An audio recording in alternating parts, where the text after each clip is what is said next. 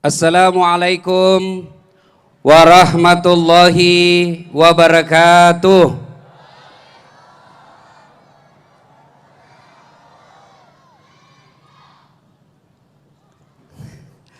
Alhamdulillahi rabbil alamin. Wabihi nasta'inu ala umurid dunya waddin. Ashhadu an la ilaha illallah wa ashhadu anna Muhammadan abduhu wa rasuluh. Allahumma salli ala Sayyidina Muhammad wa ala alihi wa sahbihi ajma'in. Amma ba'd. Faqad qala Allah subhanahu wa ta'ala fi kitabil karim wa huwa asdaqul qailin. A'udzu billahi minasyaitonir rajim. Bismillahirrahmanirrahim. Ya ayyuhalladzina amanu taqullaha haqqa tuqatih wala tamutunna illa wa antum muslimun. Wahai orang-orang yang beriman, bertakwalah kalian kepada Allah dengan sebenar-benarnya takwa, dan janganlah kamu mati kecuali dalam keadaan beragama Islam. Ayat ini tiap Jumat dibacakan khatib. Jangan kamu mati kecuali dalam keadaan beragama Islam. Berarti ada orang di antara kita lahirnya Islam, khitannya Islam, nikahnya Islam, tapi matinya belum tentu Islam. Ada di antara kita KTP-nya Islam, SIM-nya Islam, identitas yang lain tertulis Islam, tapi matinya belum tentu Islam. Siapa mereka? Contoh jini ya, contoh ji. Jangan marah-marah. Contoh, ada anak sekolah terlambat pergi sekolah. Dia ambil motornya, balap. Dia langgar rambu lalu lintas. Dilihat sama polisi, dikejar, tangkap. Hoi, kau melanggar rambu-rambu. Kenapa kau langgar? Kau tidak lihat itu? Saya lihat, Pak. Kenapa kau langgar? Saya tidak lihat Bapak. Melanggar. Pengadilan 250.000. Tidak ada uangku, Pak. Mari atur saja. Berapa? 50. 40 juangku, Pak. Sudah, ambil 10, mari 30. Sudah dapat 30.000, lalu pergi makan coto. Makan coto Makassar. Makannya 284. 2 mangkok coto, 48 ketupat. Karena ketupatnya gratis. Pas kenyang betul dia keluar warung, disenggol mobil, mati. Mati dalam keadaan kafir. Kenapa? Ada barang sogok dalam perutnya. Apalagi? Contoh jinia, contoh. Jangan marah. Anak muda naik motor, motornya genit. Saya dulu waktu sekolah motornya jujur, sadelnya datar. Sekarang anak muda sadelnya nungging. DP nih rebak buah meman nih. DP nih retas nyunyu nih. Coba. Diboncenglah ceweknya. Ceweknya roknya naik ke atas, bajunya turun ke bawah. Ketemu di tengah, tipis sedikit, naik motor. Bonceng laki-laki. Yang cowok dia mainkan rem depannya. Tertabrak sesuatu dari belakang. Hilang konsentrasi. Gas dia kira rem. Rem dia kira gas. Tabrak mobil truk, masuk kepalanya, mati. Cowok cewek ini mati dalam keadaan kafir. Kenapa? Matinya lagi bernafsu. Jalannya bukan muhrimnya. Ceweknya kelihatan auratnya. Laki-lakinya lagi salah niatnya. Mati kafir kok cowok. Contoh gini ya, contoh, jangan marah. Anak gaul malam minggu, yuk saweran 5.000 cari teman. Beli bir, vodka, whisky, Jenever, topi miring, manyang, lempoks. Dia campur lem tikus, beleng-beleng. Kenapa lempoks kok campur lem tikus dong? Bernapas dalam kaleng. Naik motor, mabuk, naik motor, orang mabuk setengah naik motor. Tiang listrik dikira aspal. Pak, mati kafir kok cilaka. Nah udah, silakan jadi anak gaul, anak ben-ben, anak motor-motor, anak gondrong-gondrong, silakan. Tapi jangan dekati yang namanya minuman khamar, minuman keras. Nah bilang orang, ndak gaul, cemen lu men, baru satu botol, teler mako. Itu tahu teman tak jagona sampai masuk di got. Beleng-beleng. Apa yang masuk di got dia bilang jago. Saya dulu kalau nak bilang temanku, kampungan lu men. Aku bilang biar mi, daripada kau ndak ada kampungmu. Nah, siapa lagi? Contoh. Pedagang. Ada pedagang di sini? Itu di belakang banyak. Barang palsu dia bilang asli. Asli. Tongem moko. Betul, karena kita sama-sama Bugis. Saya jualkan kamu aslinya, padahal palsu. Beli, makan. Hasil nipunya dia makan, mati, kafir. Itulah sebabnya setiap hari Jumat Allah ingatkan kita, jangan kamu mati kecuali dalam keadaan beragama Islam. Tuh. Wa qala aidan, Bismillahirrahmanirrahim. Ya ayyuhalladzina amanu dukhulu fis silmi kaffatan wa la tattabi'u khutuwatis syaitan innahu lakum adu mubin.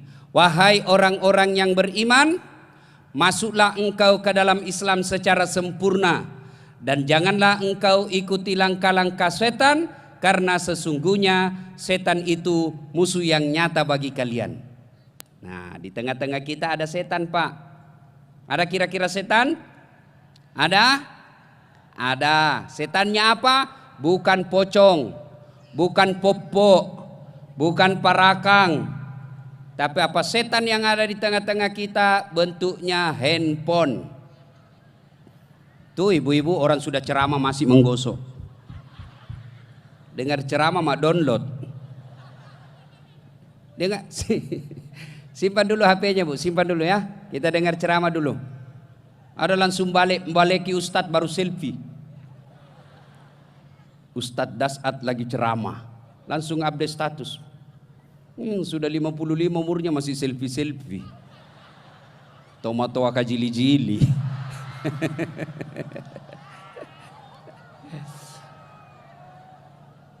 Wa qala idzan bismillahirrahmanirrahim.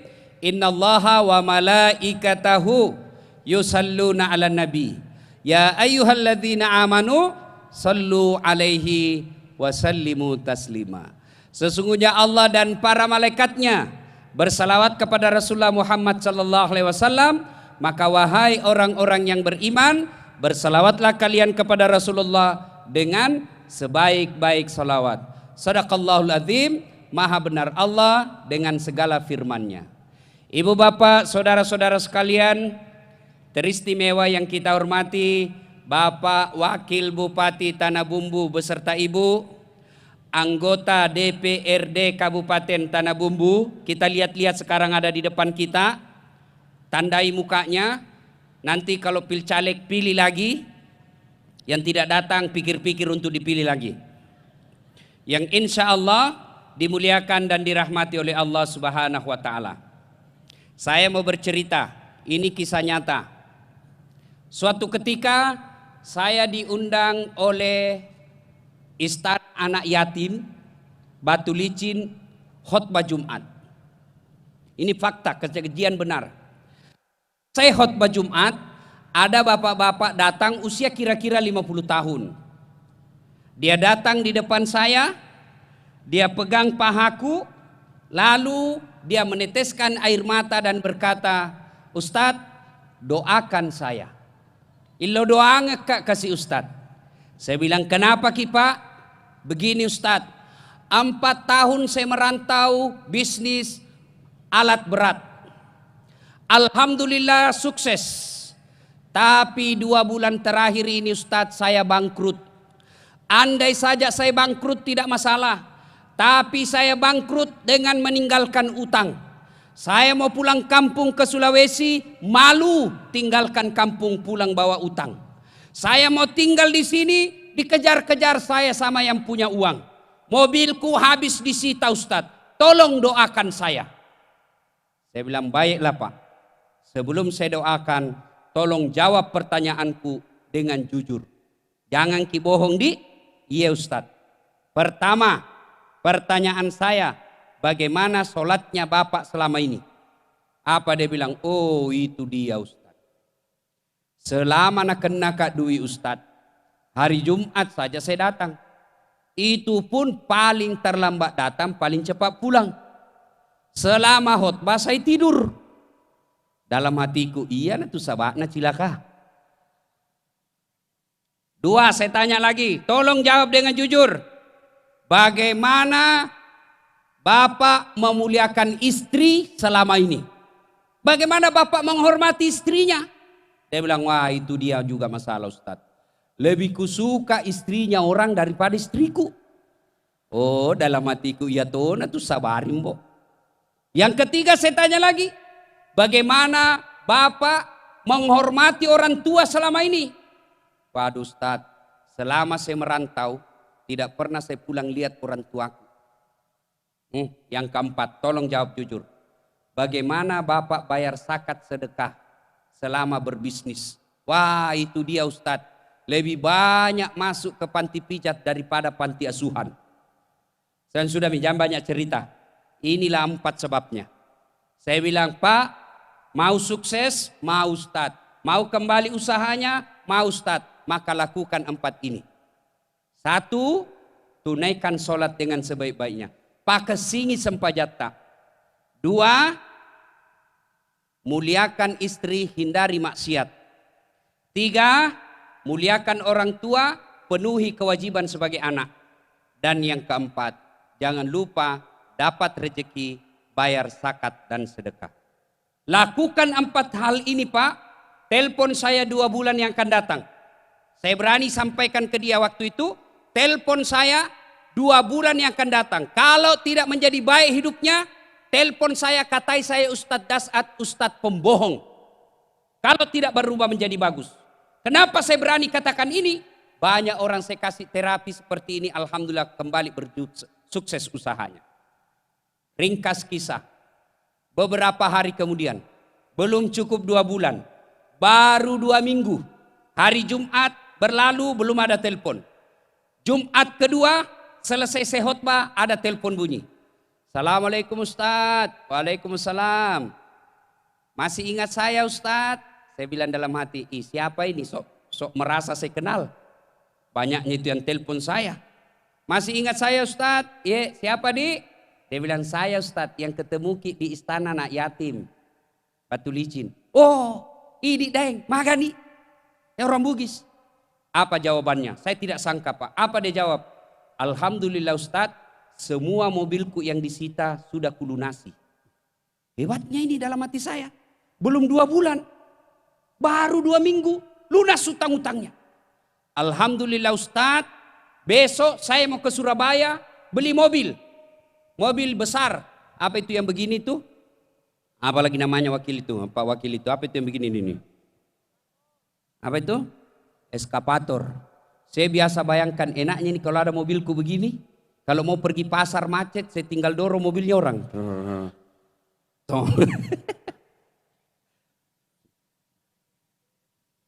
Dia mau ke Surabaya Ustadz beli eskapator. Alhamdulillah. Bahkan terakhir dia telepon saya, Ustadz saya mau ke Berau. Untuk apa? Saya mau beli sawit ratusan hektar. Doakan makin sukses Ustadz. Dan dia katakan, alhamdulillah saya sudah beli juga kapal penangkap ikan yang besar. Heran saya Pak, tidak sampai 2 bulan berhasil dengan baik mengembalikan hidupnya menjadi lebih bagus. Saya tanyalah, memang bagaimana selama ini? Dia bilang, alhamdulillah Ustaz, semenjak kita kembali, sholatku saya pelihara dengan baik. Saya berusaha sholat awal waktu dan saya usahakan sholat di masjid dan saya tambah tahajud. Alhamdulillah Ustaz, setelah ketemu sama kita, saya pulang kepada istriku, saya minta maaf, saya cium tangannya, baru saya cium pipinya puas-puas. Ya wajar namanya istri orang Pak, wajar Ji. Kemudian apa dia bilang, ada sisa uangku Ustaz, waktu itu saya jual, saya kemudian bayar zakat sedekah, saya pulang kampung, muliakan orang tua. Sekarang Ustaz, setiap ada rezeki saya dapat, sebelum masuk rekening, yang pertama saya kirimkan dulu orang tuaku. Alhamdulillah.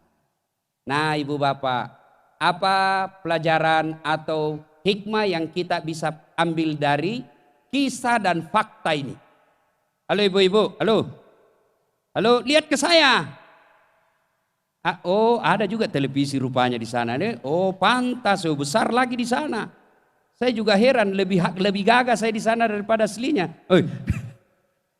Nah, bapak, saudara-saudara sekalian, pelajaran 1, ibu mau sukses, punya usaha, punya bisnis, mau kembali hebat. 1, aqimis salah, tetongangi sempajangi. Tidak ada orang yang hidupnya sengsara apabila dia baik sholatnya. Tidak mungkin hidup bikin susah kalau orang bagus sholatnya. Sebaliknya, kalau ada orang yang tidak beres sholatnya, maka sengsara hidupnya. Bagus sholatnya, hidupnya terjamin. Tidak bagus sholatnya, hidupnya sengsara. Langsung ada yang bilang, rasa-rasanya tidak betul itu Ustadz bilang. Kenapa aku bilang begitu? Itu tetangga saya Ustadz. Rajin betul sholat, kok hidupnya sengsara. Rajin betul sholat, tapi hidupnya penuh masalah. Saya bilang, kalau dia tidak sholat, pasti hidupnya lebih banyak lagi masalahnya. Yang kedua bisa jadi, penyebabnya, dia sholat, tapi tidak ikhlas. Hayya 'alas shalah.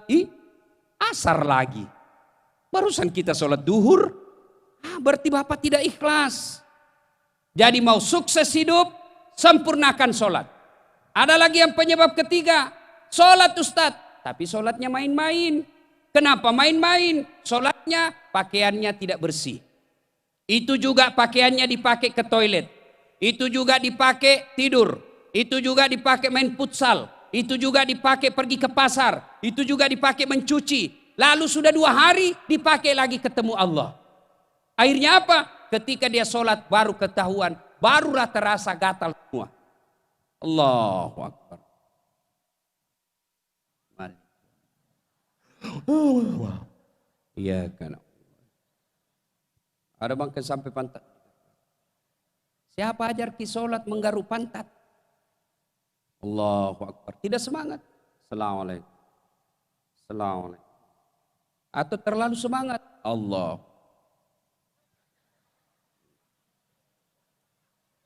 Ada juga saya lihat itu sholat begitu. Ada juga sholat kayak ditiup angin.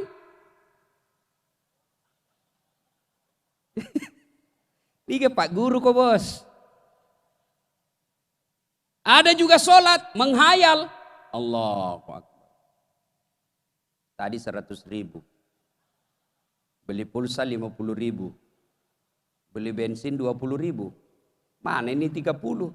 Allahu Akbar, belum didapatnya. Sami Allah, di mana aku simpan? Allahu Akbar, di mana ya? Pas assalamualaikum, oh di bawah sadel. Ini sholat atau cari duit? Nah, kalau mau bagus perbaiki sholat, ya. Alhamdulillah saya lihat ini muka-muka rajin sholat. Nah, saya kasih oleh-oleh. Ibu bapak, ada yang punya tanah 10 hektar di sini? Ada yang punya tanah 100 hektar? Ada kayaknya. Mau punya tanah berhektar-hektar? Mau punya kekayaan bermiliar-miliar? Tentu mau. Allah sediakan fasilitasnya apa? Ada yang disebut sholat sunat fajar. Sholat sunnah 2 rakaat sebelum azan subuh. Bapak lakukan 2 rakaat itu kata Nabi. Ketika di akhirat nanti ditimbang amalnya, maka 2 rakaat itu lebih berat daripada dunia dan isinya. Coba. Jadi kalau kita merasa miskin, tidak punya rumah, tidak punya tanah, mau punya miliki dunia dan isinya, caranya gampang. Gimana caranya Ustaz? Sholatlah 2 rakaat sebelum azan subuh. Tapi kalau sholat subuhnya jam 6 pagi, wabillahi taufiq wal hidayah. Tidak dapat lagi, sudah terlambat. Misal, masuk waktu subuh pukul 5.00, kira-kira 10 menit sebelum pukul 5, kita sholat 2 rakaat. Maka nilai pahalanya kelak di akhirat, ketika ditimbang pahalanya, lebih berat itu dunia dan isinya. Lebih berat yang 2 rakaat ketimbang dunia dan isinya. Tuh. Apalagi? Sholat apa lagi? Ada yang disebut sholat duha. Ibu-ibu mau bantu suaminya cari nafkah? Mau bantu suaminya cari nafkah? Mau Ustaz? Maka ibu-ibu akan lebih bagus tinggal di rumah sholat duha. Berapa rakaat Ustaz? 2 rakaat. Maksimal 8 rakaat. Artinya 2 rakaat boleh, 4 rakaat boleh, 6 rakaat baik, lebih bagus lagi 8 rakaat. Bagaimana caranya Ustaz? Sama cara pelaksanaan sholat sunnah yang lain. Cuma beda niat. Kalau tahajud, niatnya tahajud. Waktunya malam hari. Syaratnya harus sudah tidur. Berapa lama tidur? Meskipun 10 menit sudah boleh. Contoh, jam 11 malam tidur. Pas jam 11 10 menit terbangun, maka sudah boleh sholat tahajud di situ. Tapi waktu yang paling bagus jam 3, jam 4 dini hari. Tujuannya apa? Karena biasa kalau kita bangun sholat tahajud jam 2, kemudian tidur jam 3, biasanya sholat subuhnya jam 7 kesiangan. Maka lebih bagus sholat tahajudnya di pukul 4 menjelang subuh. Kalau sholat duha, waktunya pagi hari. Jam berapa Ustadz? Kira-kira jam 9. Berapa rakaat? 2 rakaat boleh. Bagaimana niatnya? Boleh dilafazkan dalam bahasa Arab, boleh juga dilafazkan dalam bahasa Indonesia. Misal, contoh ibu, bahasa Arabnya, sholli sunnatal duha, raka'ataini lillahi ta'ala, Allahu Akbar. Itu bahasa Arab. Mau bahasa Indonesia, saya niat sholat duha, 2 rakaat, sunnah hukumnya bagi saya, lillahi ta'ala, Allahu Akbar. Tidak tahu bahasa Arab, tidak tahu juga bahasa Indonesianya Ustaz, susah hafalnya, ambil cara pintas. Gimana caranya? Berdiri tegak, menghadap ke kiblat, baru bilang maki dalam hati, Tuhan, saya sunnah duha karena Allahu Akbar. Boleh. 2 rakaat berikutnya ulang lagi, Tuhan, masih seperti yang tadi, Allahu Akbar. Boleh, benar boleh. Yang tidak boleh kalau sudah takbir lalu mengucapkan bahasa Indonesia. Kalau niat bahasa Bugis boleh, bahasa Banjar boleh, bahkan tidak diucapkan pun boleh. Bapak baru wudhu. Ketika wudhu sudah ada dalam hati, saya mau sholat duha. Itulah niat. Tapi kalau diucapkan lebih bagus lagi. Tidak dihafal, tidak usah. Daripada kita tunggu menghafal, tunggu hafal-hafal, tidak menghafalnya, maka dia tidak sholat. Pernah ada muda saya lihat di masjid, masuk masjid, takbir. Allah. Dia ulang lagi. Allah. Ulang lagi. Allah. Ulang lagi. Langsung dia duduk. Tidak jadi sholat. Saya pergi tanya, kenapa tidak jadi sholat dek? Saya lupa usallinya Ustaz. Kalau tidak hafal, tidak mesti. Cukup selesai takbir, Allahu Akbar. Baca doa iftitah, baca Al-Fatihah, baca surah Wad-Duha. Kalau hafal duha, Wad-Duha. Kalau hafal, kalau tidak hafal, surah apa saja. Bahkan boleh surah pendek seperti Wal-Asr. Atau Inna A'taina. Atau boleh sama sekali tidak membaca surah pendek. Cuma kalau ibu-ibu tidak membaca surah pendek, hanya Al-Fatihah saja, sama halnya makan nasi tidak ada ikannya, tidak ada sayurnya, tidak ada sambalnya, nasi saja. Tentu lebih enak kita makan ada sayurnya, ada ikan bakarnya, ada ikan gorengnya, ada sambalnya. Itu maknanya kalau kita sholat, makin banyak bacaan-bacaan kita baca, makin banyak pahala yang kita dapat. Lalu selesai sholat duha, Assalamualaikum warahmatullah, Assalamualaikum warahmatullah, berdoalah. Ingat sholat duha itu khusus Allah berikan untuk membuka pintu keutamaan dunia. Maka doa yang kita minta selesai sholat duha, jangan minta doa-doa yang berkaitan dengan misal berkaitan jodoh. Bukan salah, bukan dilarang, tapi tidak pada tempatnya. Lalu apa yang kita minta ketika selesai sholat duha? Berkaitan dengan dunia. Contoh, ya Allah, Engkaulah yang mengatur rezekiku. Itu ini, ibu-ibu nih pergi suaminya kerja, pergi ngelaut, pergi dagang di pasar, pergi tangkap ikan di laut, atau pergi bawa kendaraan umum jadi sopir. Maka istri yang baik, dia tinggal di rumahnya sholat duha, selesai sholat duha dia berdoa. Ya Allah, Engkau yang mengatur rezeki suamiku. Jika rezekinya masih di atas langit turunkan. Jika masih dalam tanah munculkan. Jika masih jauh dekatkan. Jika masih dekat masih kurang cukupkan. Dan yang lebih penting ya Allah berkahkan. Nah ulang, dengar doanya baik-baik ya. Ya Allah, Zat yang mengatur rezeki kami. Jika rezeki suamiku masih di atas langit turunkan. Jika masih dalam tanah munculkan. Jika masih jauh dekatkan. Jika masih sedikit cukupkan. Dan yang lebih penting dari itu ya Allah berkahkan. Selesai itu telepon suami. Alangkah bahagianya kita seorang suami. Selesai istrinya sholat. Lalu mendapat teleponlah istrinya atau SMS. Pak, jangan menghalalkan segala cara. Bapak baru saja saya doakan dalam sholat duha. Insya Allah rezeki tidak akan diambil orang. Rezeki tidak akan tertukar. Itu bu, ibu.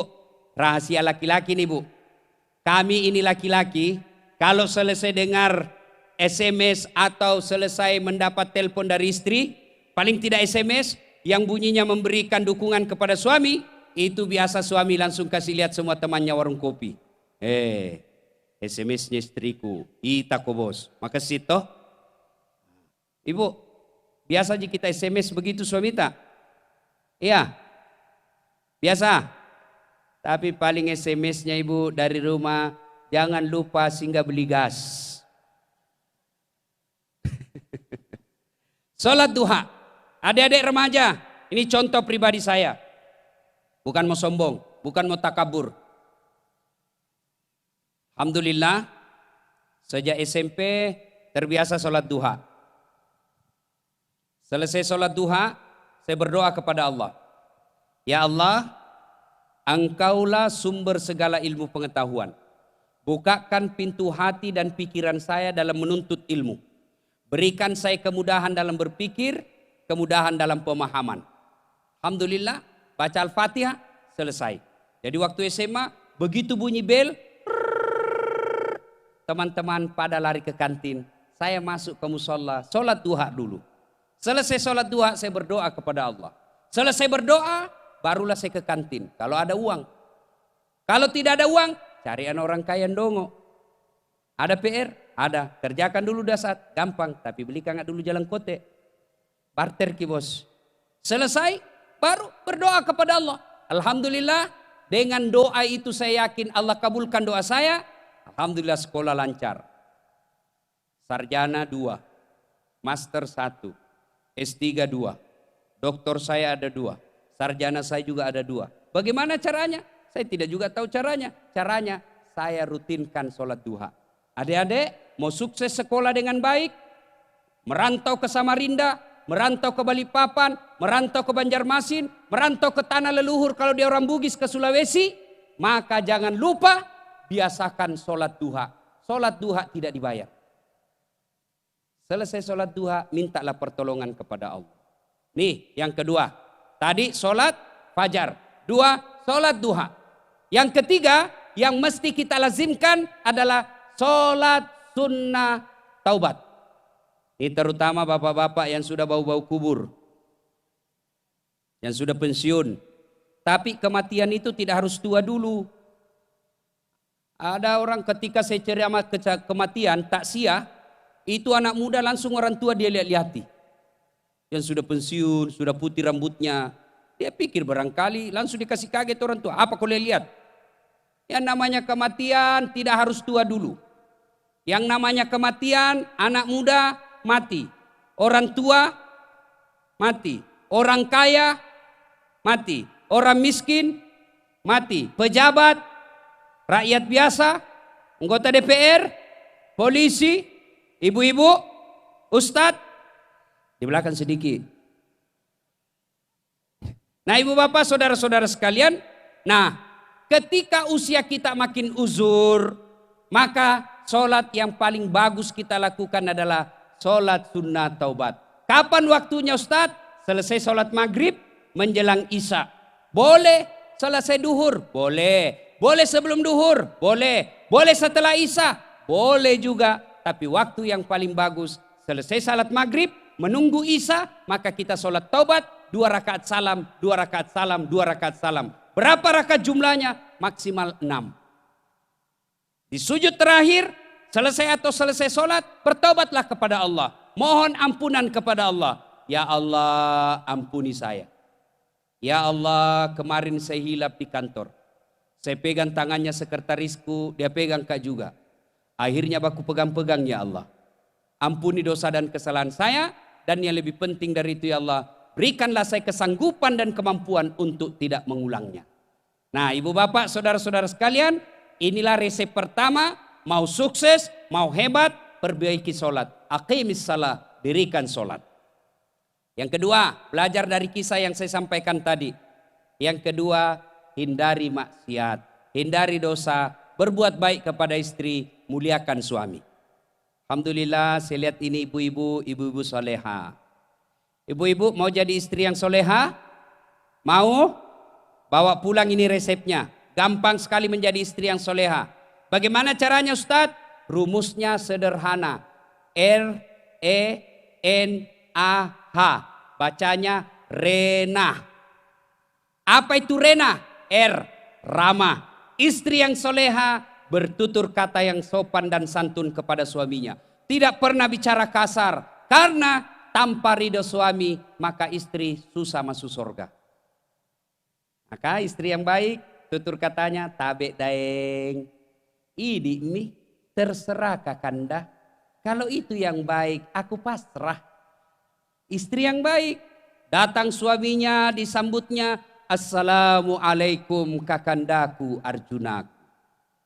Lalu disambutlah oleh suaminya. Waalaikumsalam adindaku Srikandiku. Istrinya pun berkata, itawa bapak suamiku gagahnya hari ini. Langsung dia bilang suaminya, berarti saya jelek kemarin. Nah ini juga suami yang tidak tahu dipuji. Ramah, jangan sampai kita istri kasar ngomong sama suami. Baru pulang suaminya terlambat, langsung dia buka pintu. Dari mana kau lagi dongo? Ila bolongnya terlambat si lisu. Jangan sampai seperti itu. Muliakan. Kadangkala juga ada istri, dia mau tunjukkan bahwa suaminya diatur. Jangan. Ada istri, datang temannya suaminya, datang keluarga suaminya, bahkan di depan mertuanya dia kasar kepada suami. Kalau kasar di depan suami, lalu ada mertua, maka ketika ada masalah, siapa yang tolong ibu? Contoh ya. Kalau ibu kasar di depan suami, bicara kasar sama suami, tidak menghargai suami. Lalu suami ketemu ibunya, maka ibunya panggil sini. Sini kau dulu nak. Banyaknya uangmu, tingginya sekolahmu. Setengah mati kujualkan kau sawah supaya tinggi sekolahmu, supaya tidak hina korang. Nah istrimu sendiri yang hina kau. Apa gunanya itu istrimu? Jabawan abengi. Mak bene sih kau. Hancurlah ibu. Kenapa? Karena ibu tidak menghormati suami. Tapi coba kalau menghormati suami. Di depan mertua kita hormat. Begitu suami mau macam-macam. Datang ibunya. Dia akan berkata mari ngerek kok. Sadar kok. Jangan kasih begitu istrimu. Kalau kau kasih begitu istrimu. Tidak halal air susuku. Maka ibu mulai hari ini sopan bicara sama suami. Ya. Bisa ibu? Tutur kata yang lembut. R. Yang kedua R-E. Apa itu E? Elok. Istri yang soleha berpenampilan cantik dan menarik di depan suami. Alhamdulillah ibu-ibu malam ini cantik semua. Tapi Nabi bilang ibu-ibu bapak-bapak di Makassar. Iya cantik kalau mau ikut pengajian Ustadz. Giliran mau tidur sama kita daster 3 hari tidak ada cuci nak pakai. Pulang ke kantor tali BH kelihatan. Bau minyak gosok. Dikasih tahu kasih baik-baik saya itu kelihatan semua tali BH-mu. Apa Nabi bilang? Jangan lihat BH-nya, yang penting rasanya bung. Ada juga begini. Bagaimana tahu suami kita tidak suka keluar rumah. Di kantor dilayani sekretaris yang cantik. naik pesawat bisnis kelas, sampai di Jakarta eksekutif kelas, sampai di rumah pelayanan kelas ekonomi. Di kantor kita lihat televisi, lihat artis cantik-cantik nonton. Suaminya nonton, lihat artis yang cantik-cantik, mulus-mulus bersih. Balik lihat istrinya, badak picah. Ada di sini ketimun. Pakai you can see, angkat kakinya di atas kursi. Balik suaminya menguap. Oh, langsung suaminya meledai seperti King Kong. Mana anda menderita? Ya ibu, maka istri yang soleha berpenampilan cantik dan menarik. Bahkan Nabi jelaskan sebaik-baik penampilan seorang wanita adalah ketika ada suaminya di rumahnya. Maka mulai malam ini mau tidur ibu seksi. Pakai memang pakai yang balut cantik. Kalau perlu pakai baju renang. Yang penting jangan juga berlebihan. Ya, yang mentang-mentang sudah dengar ceramah malam ini, besok mau pulang suaminya dari laut, dia kuncir 3 rambutnya. 1 di depan, pakai rok mini-mini, you can see, pakai sepatu tinggi. Pulang suaminya langsung dia bilang, astagfirullah, kesurupan istriku. Ya, ramah, elok, berpenampilan cantik, elok. Yang ketiga, N. Apa itu N? Nikmat. Istri yang soleha pandai memasak masakan kesenangan suaminya. Maka istri yang baik, akhir bulan kah itu, awal bulan kah, terima honornya suami, maka dia telepon suaminya. Pak, jangan makan di luar hari ini. Hari ini saya masak spesial buat Bapak. Masya Allah. Ibu SMS begitu suaminya. Ya, tapi sekarang ibu-ibu lebih sayang pelihara kuku daripada pelihara suami. Coba kita lihat ibu-ibu sekarang malas masak. Ya. Siapa yang ngurus suaminya? Pembantu. Mau makan suaminya, pembantu yang ngurus. Mau mandi suaminya, pembantu sediakan handuk. Mau pergi kerja suaminya, pembantu sediakan sepatu.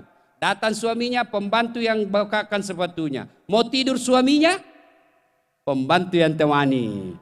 Apalagi kalau pembantunya lebih seksi dari ibu. Ibu banyak lemaknya. Wassalam. Nala bene, nala lakemu tawe beng. 1, ramah. 2, penampilan cantik. 3, memasak masakan kesenangan suami. Yang keempat, RENA. Apa itu? Anggun. Anggun itu cerdas. Ibu belajar daripada nonton telenovela, daripada nonton sinetron yang bikin galau. Nonton sinetron, dia lihat artis India, dia bandingkan suaminya. Pasti kalah suami tak. Dia lihat artis-artis, dia lihat hidupnya yang enak-enak, maka dia tuntut suaminya seperti itu juga. Daripada nonton sinetron yang membuat hati kita kotor, yang membuat pikiran kita kotor, lebih baik kita belajar agama. Maka di rumah sebaiknya banyak buku agama. Bapak-bapak belikan buku istri. Kalau bapak tidak mampu mendidik istri, tidak punya ilmu untuk mendidik istri, maka sebaiknya bapak belikan buku agama, kasih istri. Baca ibu, sebentar malam kita bahas di tempat tidur. Selesai malam pulang kerja suaminya, diskusi di kamar. Bagaimana hasil bacaannya ibu? Alhamdulillah bagus sekali ini buku pak. Bagaimana kesimpulannya pak? Istri yang baik adalah taat kepada suami. Tapi suami yang baik harus menjadi imam yang bagus juga akhlaknya. Bola balik, sama-sama kena. Yang kelima, kata agama kita mengajarkan istri yang baik setelah RENAH. Apa ini H? Hemat. Istri yang soleha pandai memanajemen keuangan keluarganya. Jangan menjadi istri yang selalu mengkompor istrinya, suaminya. Banyak istri pergi pengajian, pulang pengajian malah dihasut suaminya. Apa katanya? Pak, itu tadi di pengajian, itu pegawai honor, tebalnya gelangnya pak, kayak pelek sepeda itu gelangnya istrinya. Bapak ini sudah 4 tahun kepala dinas, ini cincin masih cincin kawin. Apa kek kau bisa sikat di kantormu? Ini namanya mah Pak Guru salah. Kata pepatah orang Bugis, ajak musuru lakemu toa isikuna. Paham ibu? Paham? Ajak musuru lakemu toa isikuna. Bahasa Indonesianya, Jangan kau paksa suamimu menggigit sikunya. Ini siku. Coba bapak-bapak gigit sikunya. Gigit nih. Sampai 17 Muharram 7 kali tidak bisa digigit. Tak putar-putar. Maknanya apa? Jangan menyuruh suamimu di luar kemampuannya. Maka istri yang baik, dia akan berkata setelah pergi suaminya, Pak, jangan menghalalkan segala cara. Rezeki bapak sudah diatur Allah. Yang penting bapak bekerja, berapapun bapak datang, bawa atau tidak bawa, saya mensyukurinya. Nah, ini istri yang baik. Jangan menjadi istri yang stepa. Tahu stepa? Selera tinggi ekonomi pace. Motom pakai handphone yang mahal-mahal. Untuk apa? Pakai mic 3G. Padahal dia bukan artis, bukan wartawan. Orang pakai 3G itu yang video call. Kalau dia wartawan, dia mau siaran langsung. Kalau kita pakai 3G seperti HP-nya mamaku. 300.000 3G juga. Miss call G, SMS G, terima G. Nah, 3G juga itu namanya. Ibu bapak, saudara-saudara sekalian.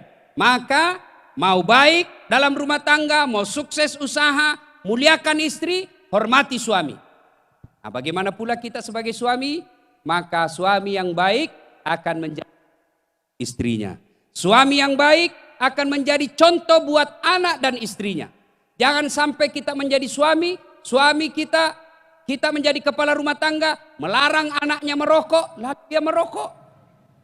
Awas kau, saya dapat kau merokok, saya kasih makan kau itu rokok dengan batang-batangnya semua. 10 menit kemudian, nak, piko belikan kak rokok. Apa masuknya bos? Ada perokok di sini? Ada? Saya mudah-mudahan bapak berhenti merokok. Ya, itu biasa perokok itu kayak beleng-beleng selian. Coba lihat itu perokok pak, kayak kurang kerjaan. Sandar-sandar di pagar. Itu aja dikerja 20 menit. Isap, buang. Isap, buang. Isap, buang. Sekali-kali isap kunyah. Yang merokok saya doakan mudah-mudahan berhenti merokok. Niatkan pembeli rokok saya tabung untuk umrohkan istri saya. Nah, insya Allah. Jadi suami harus menjadi teladan buat istri kita. Jangan sampai kita bilang sama anak istri kita larang. Jangan bicara kasar. Begitu kita marah kita kasar. Bahkan memaki-maki istrinya. Coba saya tahu begini saya tidak nikahi kau. Apalagi tidak naduami anakmu. Kasar tidak pernah. Rasulullah Sallallahu Alaihi Wasallam sangat memuliakan istri beliau. Salah satu akhlak mulia Rasulullah, tidak pernah memanggil istrinya dengan panggilan nama istri. 11 istri Nabi semua ada panggilan kasih sayangnya. Khadijah beliau panggil Ummul Mukminin, ibu orang Islam. Aisyah beliau panggil Khumaira. Apa itu Khumaira? Yang kemerah-merahan pipinya karena memang Siti Aisyah merah delima pipinya. Maka suami yang baik panggil istri kita dengan panggilan kasih sayang. Misalnya Pak ya, istri kita mancung hidungnya, panggillah, wahai istriku yang termancung hidungnya di pagatan. Nabi bilang tidak mancung hidungnya Ustaz, giginya lagi dilihat yang rapi. Nabi bilang justru giginya mancung. Ya lihat alisnya yang bagus, jangan terlalu jujur. Mentang-mentang istrinya hitam, oh belum. Nabi bilang istrinya agak penyak. Jangan saling panggil memanggil dengan gelar-gelar yang buruk. Dilarang dalam Al-Quran. Ya. Ada lagi yang bilang, Ustadz istri saya suka marah-marah. Ustadz istri saya suka mengamuk. Jadikan amal. Ada istri sahabat, waktu itu Umar bin Khattab jadi presiden. Ini sahabat dimarah terus sama istrinya. Lalu suaminya ini yang sahabat Nabi ini mau melapor kepada kepada Umar. Begitu mau datangi rumah Umar, dekat dari rumahnya Umar, dilihatnya Umar, Umar juga dimarah-marah sama istrinya. Artinya tidak jadi. Lalu besok dia datangi Umar, ya Amirul Mukminin, saya lihat kemarin Anda dimarah-marah sama istri, Anda senyum-senyum saja. Dengar jawaban Umar. Apa jawaban Umar? Begitulah cara saya berterima kasih dan bersyukur kepada istriku yang telah hamil dan melahirkan anakku. Coba bayangkan Pak, bagaimana seandainya kita yang hamil? Coba bayangkan. Bagaimana kalau kita hamil? Ibu-ibu masih ingat waktu hamil? Masih ingat? Enak enggak itu hamil, Bu? 9 bulan menderita. Jalannya setengah mati. Duduk pakai standar samping. Coba tidur sesak napas. Poso. Tidurnya gaya pasrah. Ibu-ibu waktu hamil pernah tengkurap? Pernah? Pernah? 9 bulan itu ibu-ibu enggak tengkurap, Pak. Bapak 1 bulan enggak tengkurap, pusing. Coba. Syukur alhamdulillah. Jadi kalau istri marah, bayangkan saja bagaimana repotnya itu yang namanya menjadi perempuan. Gaji 1 juta, anak 4. Itu urusan istri, kasih cukup itu hidupnya 1 bulan 1 juta. Siapa punya urusan? Istri. Maka ketika istri marah, bayangkan saja bagaimana susahnya hamil. Dan bukan kita yang melahirkan. Ibu-ibu masih ingat waktu melahirkan? Ada ibu-ibu melahirkan senyum? Ada? Dia bilang, masuk kok nak? Ya tidak. Nah, busi getet tuh kasih gigit kayu atau dia gigit karet. Coba, itu luar biasa. Alhamdulillah bukan kita yang melahirkan, Pak. Coba paling menderita bapak-bapak kalau ngidam. Ada pernah ngidam, dia bilang, Ustaz, apa doanya supaya berhenti ngidam? Saya bilang, apa doanya? Apa ngidamnya, Ibu? Dia bilang, istriku ngidam, Ustaz. Nanti dia bisa tidur kalau dilihat saya di atas lemari. Saya bilang, berhenti kau nak kasih bodoh-bodoh itu. Jadi kalau istrinya mau tidur jam 9, setengah 9 sudah naik suaminya di atas lemari. Nah, ibu bapak, saudara-saudara sekalian, suami yang baik ketika istri marah, bapak diam. Saya pernah rasakan, Pak. Saya pulang takziah malam-malam di Makassar. Tiba-tiba istri saya SMS. Habis pembalut. Minta tolong Ustadz, saya tidak bisa lagi keluar. Mati saya ini. Kenalah saya ceramahku ini. Saya tinggallah sunggah di toko. Saya berdoa mudah-mudahan tidak ada ibu-ibu yang kenal saya. Begitu di kasir saya bayar, langsung ada ibu-ibu bilang, ih Ustadz beli pembalut. Saya bilang, biar mi daripada saya yang hamil. Begitu saja Pak, supaya tenang perasaan. Ya. Nah ibu bapak, saudara-saudara sekalian, muliakan istri. Tidak ada kemuliaan bagi seorang laki-laki yang tidak tahu menghormati istrinya. Begitu kata Nabi. Nah, istri sopan kepada suami, suami menghormati istrinya. Nah, coba diamalkan. Ya. Yang ketiga, jika ingin bersukses dalam segala upaya usaha kita di dunia, yang ketiga, muliakan orang tua. Anak-anak sekarang memuliakan orang tua mulai hilang. Sopan sama cowoknya, kurang ajar sama bapaknya. Santun sama pacarnya, tidak sopan sama mamanya. Kalau mamanya yang ngajak, banyak alasannya. Giliran cowoknya yang ngajak, cari alasan supaya bisa keluar meskipun dia bohongi orang tuanya. Auzubillah min zalik. Percayalah saudara-saudara sekalian, tidak ada keberkahan bagi anak yang durhaka sama orang tuanya. Imma yablughanna indakal kibra ahaduhuma au kilahuma fala takullahuma uf wala tanharhuma wa kullahuma kaulan karima. Itu perintah agama. Jangan berkata saja, bicara kasar saja. Dilarang dalam agama, apalagi sampai meneteskan air mata orang tuanya. Saudara-saudara sekalian, mau sukses dagang, mau sukses upaya kita, apapun pekerjaan kita, muliakan orang tua. Salah satu cara memuliakan orang tua yang mulai hilang di tengah-tengah kita, tidak sopan ketika telepon sama orang tua. Contoh, adik-adik atau bapak-bapak nih, menerima kita telepon, ibu kita lagi telepon, ya, tiba-tiba menelpon kita punya bos, anggaplah menelpon kepala dinasnya. Ini Satpol PP ditelepon sama kepala dinas, atau Satpol PP ditelepon sama bupatinya. Langsung dia reject teleponnya ibunya, dia matikan telepon ibunya, lalu dia katakan, siapa bupati? Perintah. Ini tentu cara menyakiti orang tua. Tidak sopan anak seperti ini. Lalu bagaimana cara yang baik? Salah satu cara yang baik, menerima telepon dengan santun, menerima telepon dengan penuh adab. Gimana caranya Ustaz? terima teleponnya Pak Bupati, lalu disampaikan, Pak, mohon maaf, saya lagi online, lagi terima telepon ibu saya. Sebentar saya telepon balik Pak. Lalu kita lanjutkan bicara sama orang tua.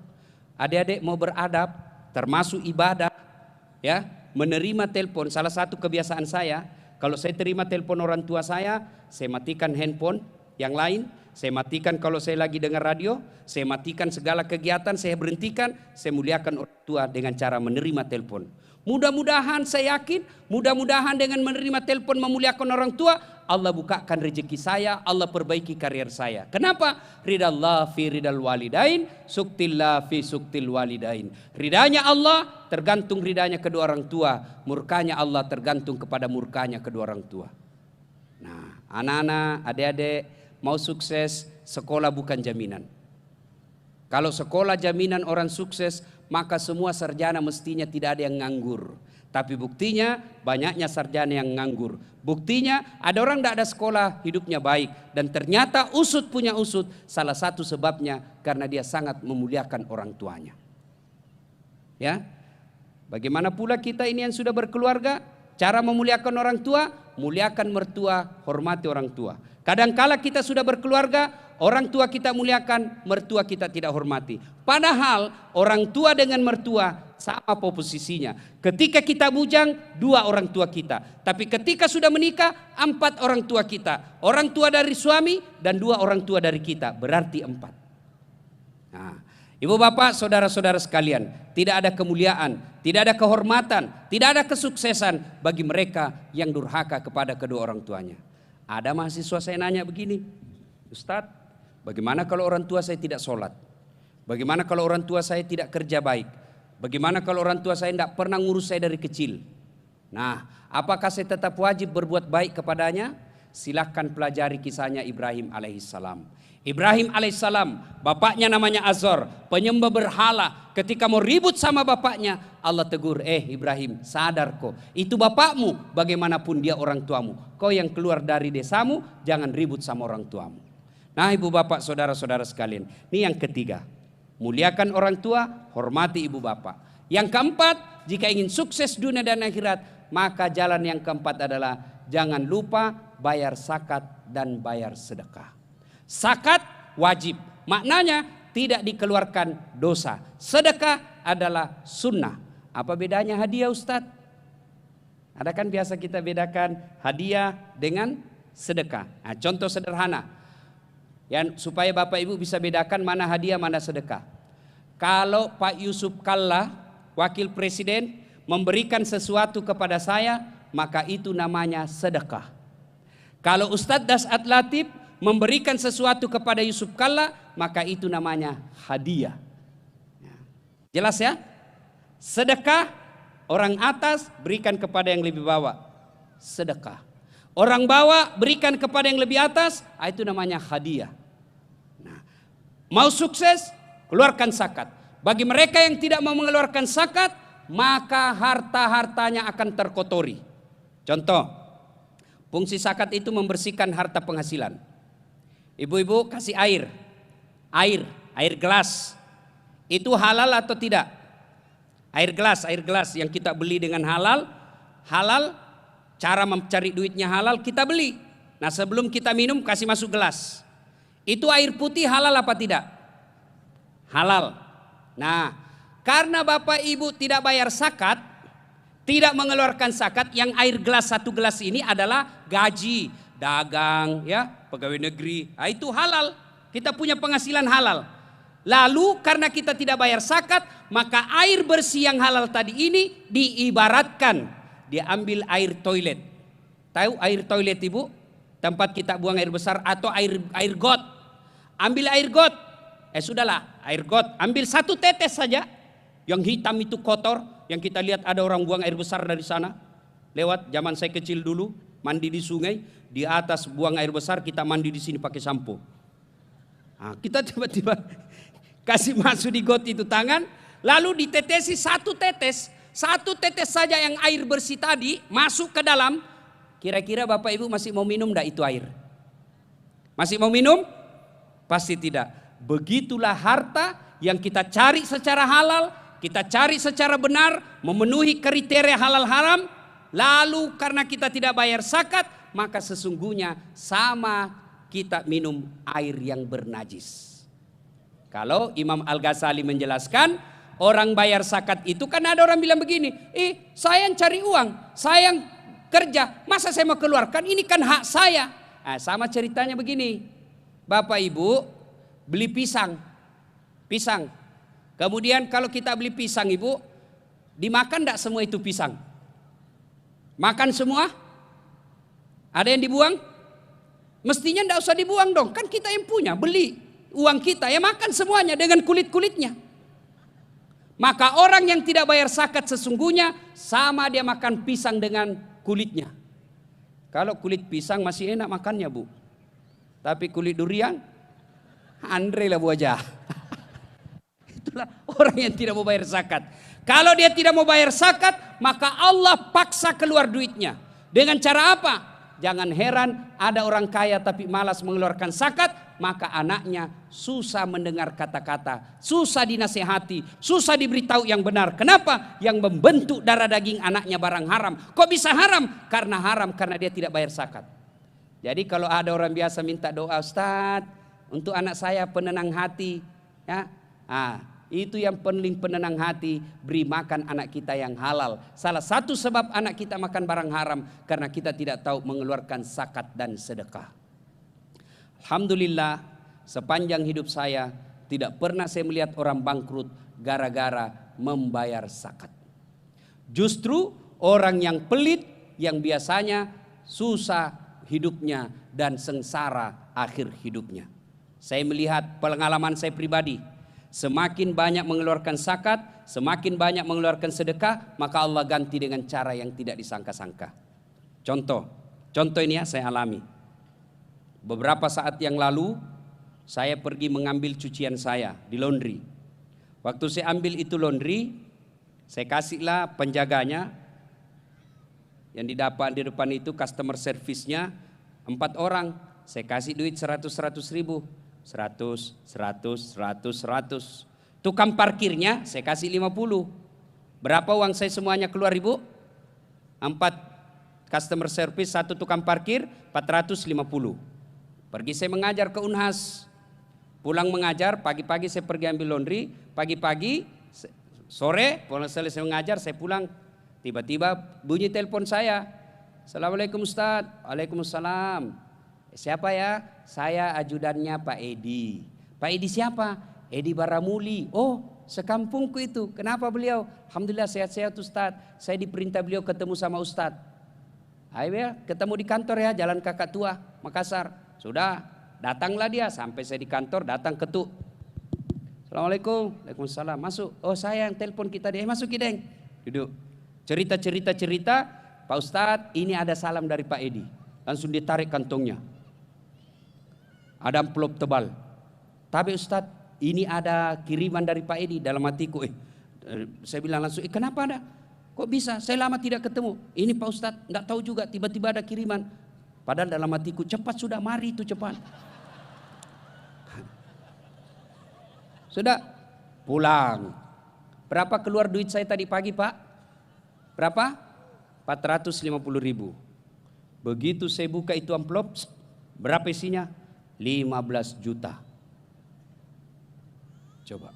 Banyak sekali pengalaman saya. Pernah lagi, saya pulang mengajar, saya lihat tukang cat naik sepeda. Tukang cat, orang tua naik sepeda. Pasti orang susah hidupnya.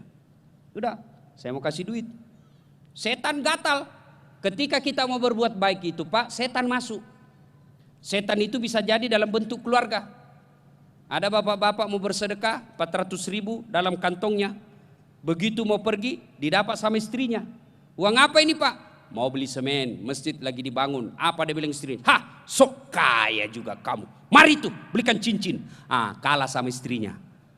Istri seperti ini suaminya masuk surga, istrinya di blender. Kadang-kala kita sembunyi didapatnya juga itu ibu-ibu. Ada suami disimpan duitnya di bawah tempat tidur. Sudah itu disimpan lagi di bawah plastik, dibungkus lagi kertas. Didapat sama istrinya. Langsung istrinya bilang, Pak, duit apa ini? Dia bilang suaminya, duit sial. Maksudnya saya sudah setengah mati sembunyi kok masih dapat.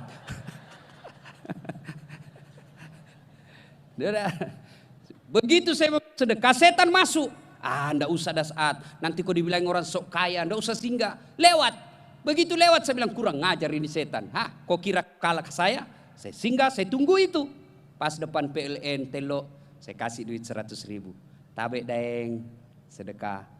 Keluar doanya. Mudah-mudahan anak sehat walafiat, murah rezekinya, bahagia rumah tangganya. Allah gantikan secepatnya. Pergilah saya. Tiba-tiba siang-siang ditelepon saya yang punya pesantren di Pangkep. Ustadz Masrur namanya. Ustadz, sebentar malam ada Ustadz Samsi Ali, Imam New York. Gimana kalau kita ketemu di Wong Solo? Mohon maaf, saya janji istri saya makan malam hari ini. Sudahlah Ustadz datang. Akhirnya saya telepon istri saya, Tabe sayang. Kenapa ketawa ibu? Saya kalau panggil istriku sayang. Cuma hati-hati kalau ibu tidak pernah dipanggil sayang sama suaminya, tiba-tiba sudah 30 tahun suami istri, tiba-tiba dipanggil sayang. Hati-hati. Ada orang lama setiap dia dipanggil sayang, ada tamu. Sayangku buat air panas. Sayangku buka pintu. Tiba-tiba cucunya bilang, kakek romantis betul. Dia panggil cucunya, aja merukah. Jangan ku ribut. Kenapa kek? Ku lupa namanya nenekmu. Bapak saudara-saudara sekalian, ya sudahlah, kasih. Saya pergilah malamnya. Ceramah Ustadz Samsi Ali, saya hanya mendengar. Begitu selesai acara, saya keluar, dikasihlah honor untuk Samsi Ali. Kasih. Apa kata Samsi Ali? Tidak usah. Jangan, tidak perlu. Saya sudah dapat tadi di dalam. Yang punya pesantren tadi langsung bilang, saya sudah niatkan harus keluar ini malam. Langsung dia tikungan ke saya. Kalau gitu Ustaz saya bilang, tidak usah. Pada dalam hatiku, cepat ke sini. Berapa keluar duit saya pagi-pagi Pak? Saya kasih tukang cat, 100.000. Begitu saya buka amplop, berapa isinya? 10 juta. Kenapa ibu miskin? Kenapa bapak-bapak susah? Karena malas bersedekah. Coba, mulai besok sedekah. Isi itu celengan kalau hari Jumat. Meskipun 100.000, daripada 10.000 tidak ikhlas. Lebih baik 100.000 ikhlas. Daripada sudah 10.000 tidak ikhlas lagi. Yang ketawa saya serius ini. Terlalu pelit. Tidak ada orang suka itu orang pelit Pak. Bahkan orang pelit sekalipun tidak suka sama orang pelit. Jangan kopi rumana seke. Padahal dia juga seke. Itu jangan harus seke. Sedekah Pak. Bapak-bapak ada yang rusak. Ada yang sudah setengah mati hidupnya. Banyak penyakitnya. Coba tolak bala dengan sedekah. Tolak bala. Sekalian saya luruskan. Alhamdulillah saya ingat. Orang-orang tua dulu sebelum datang Islam, mereka belum tahu, belum sampai dakwah kepada mereka. Mereka cara-cara tolak balanya apa? Mapandretasi. Orang dulu. Sebelum mereka sadar, sebelum mereka tahu dakwah. Sekarang tolak bala tidak boleh, jangan lagi begitu. Kalau masih ada seperti itu, bukan mapandretasi namanya, tapi apa? Mandreritasi. Tak makan, tidak apa-apa. Tapi jangan berpikiran bahwa tolak bala kasih makan ikan di laut. Lebih baik kasih makan anaknya tetangga atau janda-janda tua. Kasih makan itu. Jangan yang janda muda. Kalau janda muda banyak yang mau selesaikan. Janda tua. Bersedekah. Bapak misalnya sudah ke dokter kiri kanan, tidak sembuh-sembuh. Coba terapi dengan sedekah. Gimana caranya Ustaz? Bangun sholat tengah malam. Minta dalam namanya sholat hajat. Minta pertolongan kepada Allah. Ya Allah Zat yang menyembuhkan. Engkaulah sumber segala kesehatan. Engkau yang bisa menyembuhkan penyakit saya. Tak ada manusia kecuali Engkaulah yang bisa menyembuhkan ya Allah. Ya Allah sembuhkan penyakitku. Salah satu tolak bala saya ya Allah. Saya bersedekah besok. Saya bantu anak yatim piatu 1 juta. Insya Allah tolak bala. Coba amalkan itu. Gimana Bapak tidak susah hidupnya kalau pelit? Ya, bersedekah. Tidak ada orang bangkrut ketika rajin bersedekah. Ibu bapak saudara-saudara sekalian, solat, hindari maksiat, muliakan istri, hormati suami. Kemudian bayar zakat sedekah dan pandailah melaksanakan kewajiban memuliakan orang tua. Insya Allah 4 hal ini kita lakukan, maka maqamam mahmuda. Allah angkat derajat kita, derajat di dunia. Dan insya Allah derajat di akhirat. Ibu bapak saudara-saudara sekalian, inilah tausiah kita pada taklim kita kali ini. Mudah-mudahan ada manfaat.